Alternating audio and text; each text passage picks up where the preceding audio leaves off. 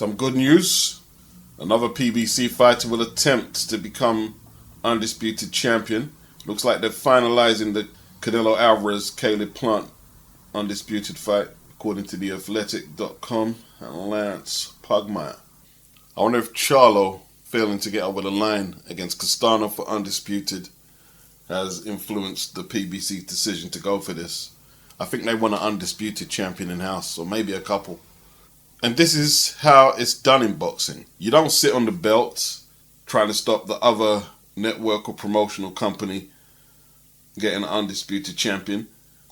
You make the fight and gamble. This is what you call betting on yourself. Wilder, Shelley Finkel, this is betting on yourself.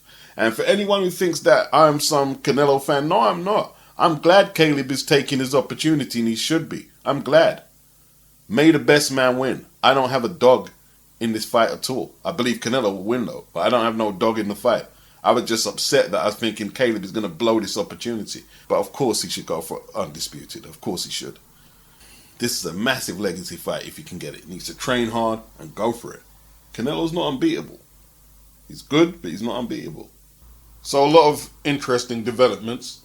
Caleb will probably be getting a 10 million guarantee. I don't know what his pay-per-view upside will be. And it looks like Fox want to broadcast the fight and are making the early running. Is this a change of direction, or is it just an acknowledgement they don't have real household names there at the PBC? I mean, look, they got really good fighters, but Canelo's got a proven track record with pay-per-view buys. He's done 2,200,000 with Floyd. The first fight with Golovkin, 1.3 million buys. I mean, the Chavez Jr. fight, that done 1 million pay-per-view buys. That's a lot of money. The Cotto fight, 900,000. So that's a proven track record there. And Fox are willing to pay out.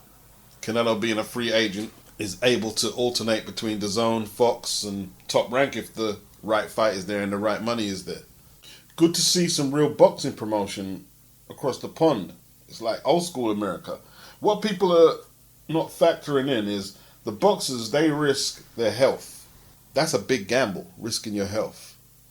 The promoters and advisors, television networks, and managers, etc., people who are in the boardroom are supposed to risk the dough to get your fighter and your platform onto the next level. So you take chances like this. This is what they're supposed to do. They're not supposed to try and tell us that Barrios versus Tank is better than Tank versus Josh Taylor. That's not what it's all about. That means the power balance has swung too far in their favor. They're now telling us what fights we want to see when we don't want to see them, because they don't want to take no chances with their money. Well, that's not what the game is all about. Michael Benson acknowledges that Anthony Joshua's resume is unmatched in the heavyweight division today, taking the scalps of Dillian White, Vladimir Klitschko, Joseph Parker, Alexander Povetkin, Andy Ruiz, Kubrat Pulev. It's now official that he will defend his 4 unified titles against Alexander USYK at White Hart Lane, Tottenham Hotspur Stadium, September the 25th. Live on Sky Sports box office. This will be his last fight on Sky Sports, unless something dramatic happens in the boardroom. This will be the 3rd Olympic gold medalist that AJ has faced. 60,000 people is what Eddie Hearn will be hoping turn up, purchasing tickets. And this is the hottest heavyweight fight out there right now. Not Fury and Wilder. AJ versus USYK. USYK is a former undisputed cruiserweight champion. He's undefeated. In all truth, his heavyweight displays so far do not suggest he can beat Anthony Joshua. And I believe a lot of USYK's fans, his backers, and even Lomachenko are hoping that he can miraculously find some of that cruiserweight form and transfer it into the AJ fight, or I don't believe they really have that much confidence in him. That's just my opinion.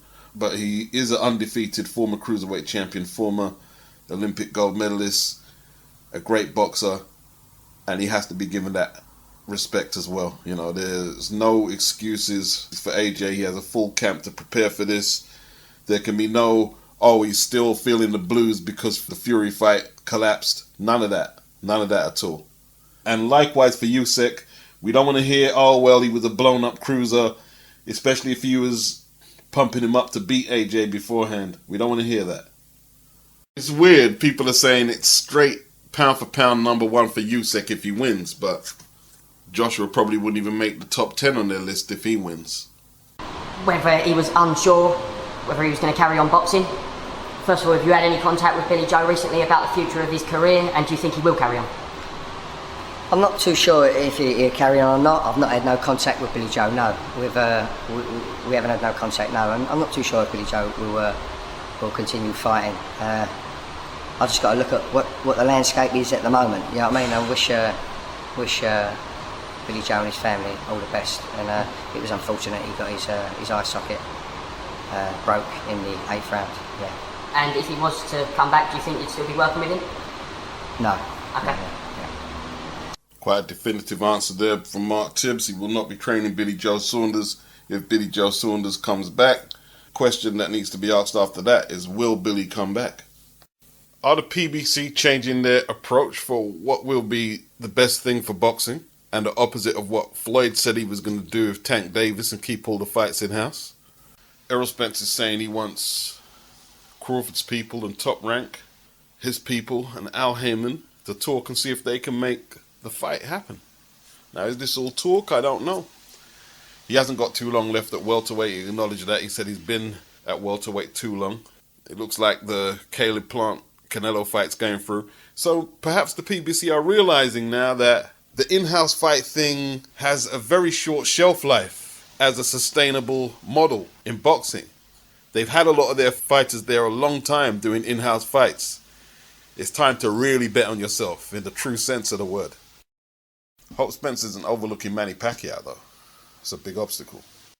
Talking of overlooking their opponents, you hope that Joe Joyce is not overlooking Carlos Takam. He's talking about fighting AJ at the Emirates Stadium, Arsenal Football Club, who he's a fan of, and he's been doing some promotion there at the stadium in his Arsenal shirt, and he's just been installed as the mandatory for AJ's WBO belt. I would be amiss not to remind Joyce this, that one of the last fights I can remember at White Hart Lane, Tottenham's ground, the old ground, was Eubank versus Watson. And Watson was an Arsenal fan. And he wore the Arsenal shorts. White with the red trim down the side. Eubank, I don't think he was a Tottenham fan, but he wore the Tottenham shorts, the blue shorts. Navy blue shorts. And Eubank won, representing Tottenham. So bring it on, Joyce. Bring it on.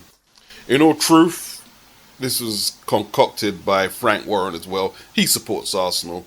And they see AJ's going to fight at White Hart Lane. They want to get some attention on the Takam fight. It is a bit of clout chasing. But, you know, Joe is the mandatory for AJ's belt, so you can't blame him. And I like Joyce as well. Shame AJ's going to have to deal with him and punch sense into his head. Fucking Arsenal fan. For those who don't know what I'm talking about, Tottenham and Arsenal are two London football clubs, North London. It's one of the biggest rivalries in football. Joyce wants to fight at the Emirates, the Arsenal ground. I don't know, Joyce, man. You know what I mean? AJ's the A side. You have to talk to Eddie and AJ about that. Joyce actually wanted to fight in Nigeria. Wow. They're both British Nigerian lads. Yo, that'd be big over there, you know. That'd be big. I wouldn't mind actually going. Frank Warren said it's unlikely, but I wouldn't mind going. That'd be a once-in-a-lifetime experience. Bloodshed. Time to cut off your head, said Wilder. And then Tyson Fury's dad said the trilogy bout with Fury will probably cost him his life. And if he isn't dead, he'll be an invalid. He doesn't like Deontay Wilder. And he really doesn't like Deontay Wilder. John Fury's language and the venom permeating from his words is designed to try and make Wilder not want to take the fight. John Fury doesn't want Tyson Fury to take that fight. My belief is Tyson Fury doesn't want to take that fight. I don't think he's necessarily scared of Deontay Wilder like the Wilder fan base may be hinting at. I think it's more a case of been there, done that. And I think all the post-fight allegations and accusations have probably made it a very strained, drawn-out process for Fury's team, his family, and the boxer himself. Do I think John Fury's threats will scare Deontay Wilder into not taking the fight. No, what he should have done, he should have said, we're going to put some gypsy magic on you. Because Wilder really fears that. But then again, you know, Wilder, you know what I mean, he was born up in a strict church, God-fearing family. And that's not necessarily a bad thing unless you're very extreme and paranoid with it.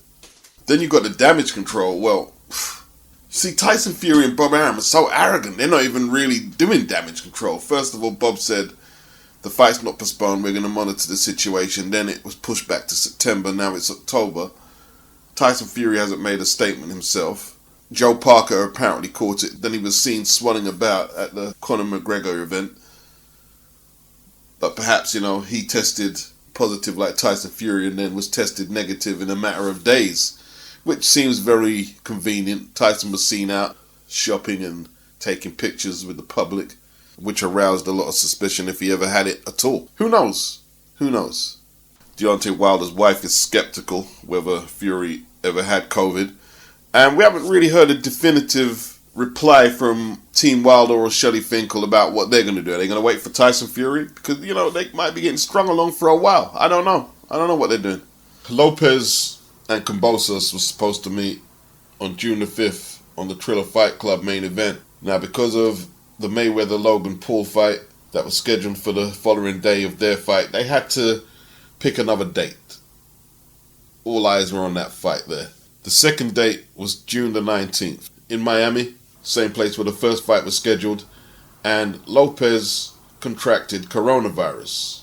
Bob Arum ripped into Lopez like he didn't rip into Tyson Fury about not being vaccinated. Tyson Fury took the first jab, didn't take the second jab.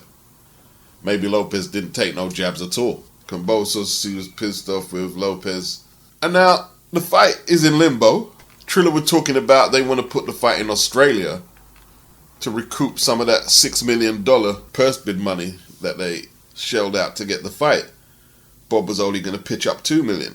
TEOFIMO went rogue and went against his promoter. At the time it looked like a good power move, but right now it could be a distinct possibility that Lopez relinquishes the IBF strap that Kambosos is a mandatory for.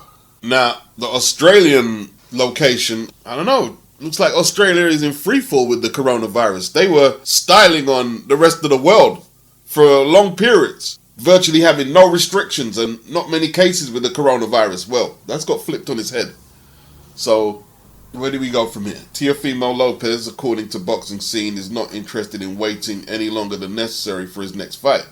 He has placed pressure on the IBF to make a ruling regarding his upcoming title defense against George Kambosos. In fact, Lopez's team have taken legal action against the fight taking place in Australia. They want to push the fight back until October the 14th, 2021. Is that a mistake from Boxing Scene? Don't they want to push it back till October? Another attempt to save the fight was to put it on the undercard of Oscar De La Hoya's comeback on Triller on September the 11th. If Lopez was to take on Kambosos in Australia, they'd have to go for a 14-day quarantine period upon entering the country. It looks like they want August the 14th to be the date, actually, which will allow Lopez 45 days to train, more than enough. But no contract has been given to Teo, and it's just a big ball of confusion right now. So, I want to read the whole story, but it's all about he said this and they're trying to get out of the fight, and it's just boring. Just totally boring. Although the reason they would agree to the 14-day quarantine is there is no authority for requiring Lopez to break training to quarantine in a hotel room 14 days before a bout. So that was their compromise, I guess. And even if Teo don't want to go to Australia, he may have to go, because that looks like the route that Triller want to take in October. But that will depend if they lift the restrictions in Australia, because they're all quarantined up now. The bigger point is Teofimo has lost a lot of momentum after that monumental victory over Lomachenko. He's lost a lot of momentum. No one could foresee COVID. A lot of people are saying he should have accepted the $2 million purse bid from Bob. If any athletes ever needed a crystal ball, it's boxers. You don't get a set wage, you negotiate every purse. Every negotiation is a different situation from the last. Sometimes you get a good deal, you accept it. Sometimes you take a gamble, or what Wilder and Shelley Finkel called it, betting on yourself, and you fuck up. Go back to 1993. Way before Andy Ruiz, there was a Mexican heavyweight named Alex Garcia. He was 32-1. Big puncher. Ex-gangbanger. He was offered $1 million to fight George Foreman for the title. Apparently he had a greedy manager who wanted more than $1 million. So they held out and took 15 grand to take on journeyman Mike Dixon. And I believe I watched it on Screen Sport, where he caught that left hook high up on the temple, and his equilibrium just went everywhere, and he went down. And Dixon followed up and finished it. And that payday never came back. He drew in his next fight against James Waring, a cruiserweight, and he was knocked out by another journeyman named Garing Lane, who is infamous for some other achievements in his career. But, I won't say what they are because, I can't really substantiate the claims. And that was that. Blew it big time.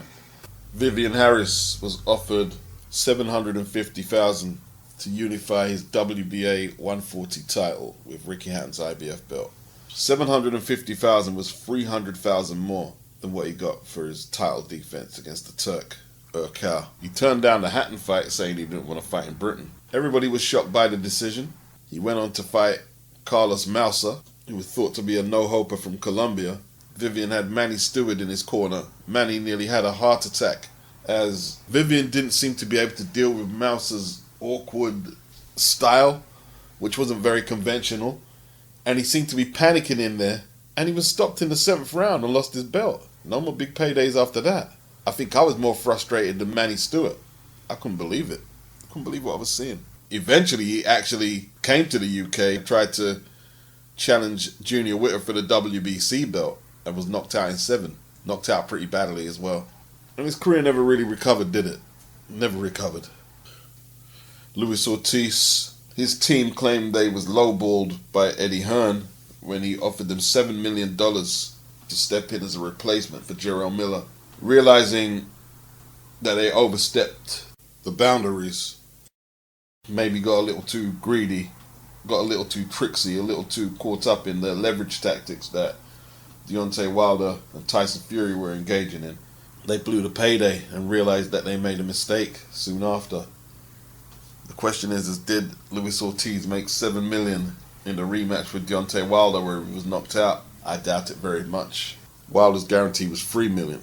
Ortiz's guarantee was 1.5. And now we're looking at pay-per-view upside. They done 225,000 pay-per-view buys. Do you think Luis Ortiz got $6 million out of 225 pay-per-view buys?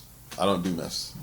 Another PBC heavyweight, Adam Kownacki, he turned down similar money to Luis Ortiz. Depends what figures you want to quote, $5 to $7 million to fight AJ on that June the 1st date.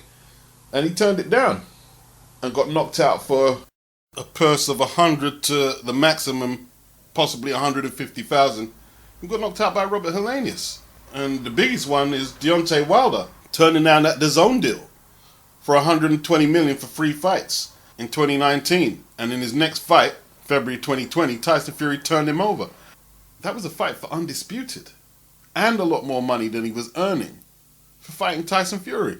You listen to Wilder's fan base, they're saying that AJ wasn't included in the free fight deal, and that's why Wilder didn't take it.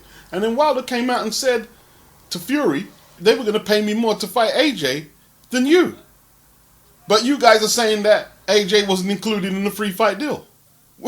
Wilder told you everything you needed to know. Betting on yourself, you got to do a better job than that if you are going to do that. When the guaranteed money is there, you got to take it. Boxing's a short career.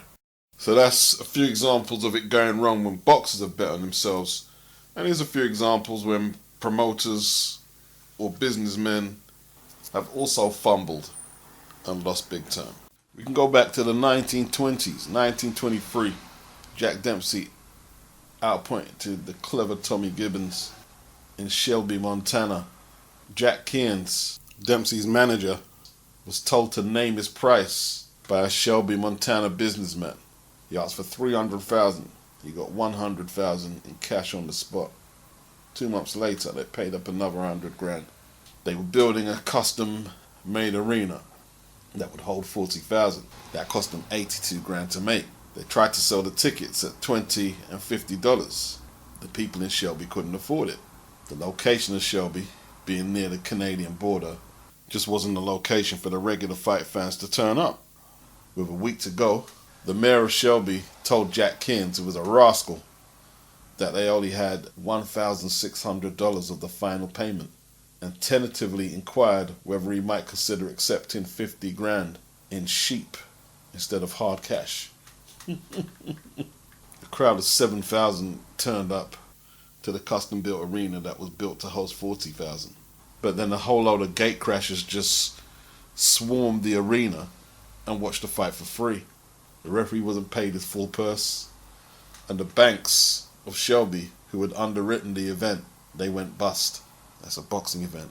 Now that's extreme, and you're going to say, well, look how long ago that was. Yeah, I know you're going to say that. But plenty promoters have come up short. Even recently, Mick Hennessy came up short with the Joseph Parker fight, when he had to pay Joseph Parker to defend his WBO belt against Hughie Fury. I don't know what Parker's purse was, but I'm going to imagine it wasn't anything less than $1 million. So Mick secured Joseph Parker's services in the Manchester Arena, didn't sell all the tickets, took the fight to Frank Warren to put it on BT and Box Nation, but he probably asked for a little too much because of how much he shelled out to get Joseph Parker over here, and Frank left him in the lurch. He put it on YouTube and charged £9.99, and nobody was going to pay for it. They tried to charge £16 on the day, and it flopped. He lost a lot of money on that fight there. Lost a lot of money. You had to pay Hughie, Shades of Ali. I don't know what Hughie's purse was, but he's still going. Mick's on Channel 5, putting on cards. Now, Mick probably knew, that he wasn't going to recoup on that pay-per-view or on that Manchester gate. Maybe he knew that. But the gamble was, if Hughie can win, bring that WBO title back to England. Mick's going to talk to Eddie Hearn straight away, isn't he? Try and get the AJ fight, a unification. But Hughie didn't pull it off. Shades of Ali didn't pull it off. Joseph Parker won an ugly fight. And he and Dave Higgins got the big purse against Joshua. And all promoters have lost big on cards. That's why you get in. You lose big and you win big. But boxing promoters not taking any risks are no good for the sport, basically. Maybe Al Heyman and the PBC don't really want to do cross promotions, but a lot of his fighters on his roster, they're not eating.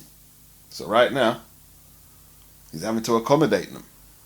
Whatever principles he had about keeping it in-house, he has to compromise perhaps a little now.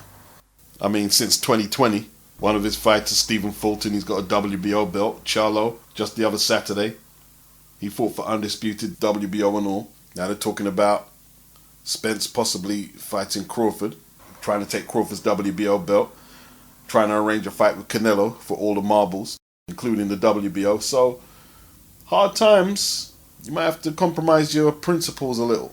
It is what it is. At least this way they don't have to pass off all them WBA regular straps or WBC interim whatever's as world titles so much. And it should be encouraged.